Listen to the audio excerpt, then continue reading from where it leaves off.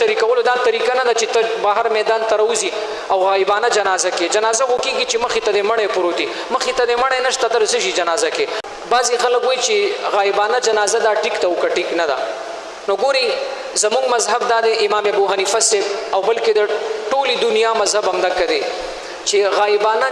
جنازه دا جایز نه ده کچا وکړله پوټې ثواب به ورته پې نه میلاویږي ځکه دا د ځان نه یو کار کول دي اوس خبره دا ده چې پیغمبر علیه السلام د نجاشي بادشاه چې جنازه کړې نجاشي بادشاه خو په نجشه کې نو پیغمبر علیه السلام څنګه جنازه کوله نو د هغې حدیث جوابات دي یو جواب دا دی پیغمبر علیه السلام چې کله د جنازې نیت کوله نو د پیغمبر علیه السلام او د نجاشي بادشاه چې کوم ځای کې قبر و په منځ کې دا ځمکه دا الله تعالی راغونډه کړله د پیغمبر علیه السلام معجزه وه او معجزه خو وایي دې ته چې مثال زمونږ سوچ نه مني عقل نه مني نو د نبی علیہ السلام او د نجاشي بادشاه په منځ کې د ازمکه الله را لنډه کړله نو د پیغمبر علیہ السلام مخې ته نجاشي بادشاه قبر نو دا لکه دا داسې مثال دی لکه نبی علیہ السلام هغه د معراج په شپه باندې په بیت المقدس کې 2 رکعاته مونځ کړی ټولو پیغمبرانو له 2 رکعاته مونځ کړی نو بیا چې کله مکې مکرمې کې نبی علیہ السلام دا خبره وکړه چې زه خو بیګا معراج داسې اسمانونو ته تلم بیت المقدس ته نو مشرکینو ته تپوس وکړو چې ته څنګه تللی بیت المقدس ته نو مشرکینو خپل مابین کې میټینګ وکړو داسې کار به وکړو د پیغمبر علیه السلام نه به تپوسونه وکړو که نه ځکه د بیت المقدس څو دروازې دي څو کړکۍ دي کم طرف ته دیوالونه دي څه حساب کتاب دی او د سونو ځای پکې کم ځای کې دی نو تپوسونه به دې وکړو که موږ له جواب راکړو خو رښتیا به تلي که نه نو پیغمبر علیه السلام نه چې دا تپوسونه شروع کړل چې صحیح ده موږ تا نه تپوسونه کړو نو پیغمبر علیه السلام مریان شو چې اوس زه خو صرف تللی یم د شپې او 2 رکعاته مونځ مې کړی دی موږ ته د خپل جومات هم پته نه لګي چې په دې کې کړکۍ څو دي او پکې څو دي بلبونه پکې څو دي حالان کې شپه ورځ پکې مونځونه کوو نو پیغمبر علیه السلام سوچ او فکر کوو نو جبرائیل علیه السلام راغلی ورته ای د الله پیغمبره پریشانه کېږه ما تا ته به الله دې ته ووایي چې ته تپوس کوه تا ته به الله بیت المقدس داسې مخې ته مخامخ حاضر کړي نو تا هغې ته ګوره او شمارې و هغې له جواب ورکوه همدغه رنګې وشو نو دلته پیغمبر علیه السلام چې د نجاشي بادشاه غایبانه جنازه کوله نو د نجاشي بادشاه هغه قبر ګورې الله نږدې کړی یو جواب دغه دی دویم دا دی بعضې علما لیکي چې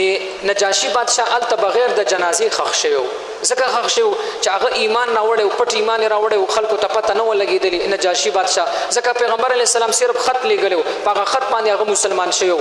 د پیغمبر علیه السلام حالات هغه ته معلوم و هغه خو دلته هجرت نه و کړی نو دې وجې نه نجاشي بادشاه هغه خپلو خلکو د بغیر د جنازې نه ښخ کړی و نو پیغمبر علیه الصلاة والسلام ویلي چې په هغې جنازه نه وه شوې نو پیغمبر علیه السلام راغلو په هغه باندې جنازه وکړله او دا خو موږ هم وایو اوس یو سړی دی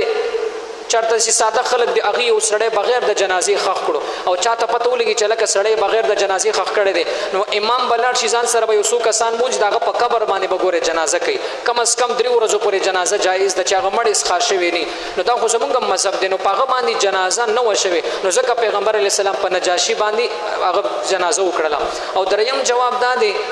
چې پیغمبر علیه الصلاة والسلام خصوصیت و ځکه پیغمبر علیه السلام ډېر داسې کارونه کړي دي چې هغه ما ورته نه شو کولی آسان مثال در کوم پیغمبر علیه السلام 11 بیبیانې وي قرآن وایي چې 4 ښځې وکړه د 4 نه اخوا جایز نه دي او پیغمبر علیه السلام 11 بیبیانې دي نو دا څنګه چللی دې سره به څه کوو نو همدغه جواب دی چې هغه د پیغمبر علیه السلام خصوصیت و هغه له الله تعالی اضافي انعامات احسانات ورکړي نو دا د پیغمبر خصوصیت دی چې پیغمبر د چا جنازه کوي چا نه کوي هغه د هغه صرف دی نو اوس زموږ مسلمانان چې په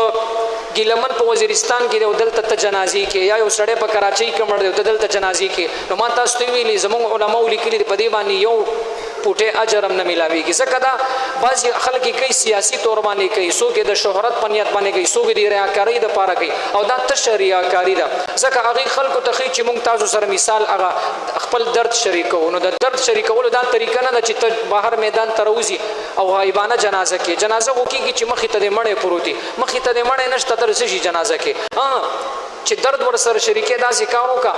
قرآن مجید تلاوت وکړه ختم ورپسې وکړه خیرات ورپسې وکړه څه دعاګانې ورپسې وکړه اجلاس کانفرنس ورپسې وکړه د هغې به دا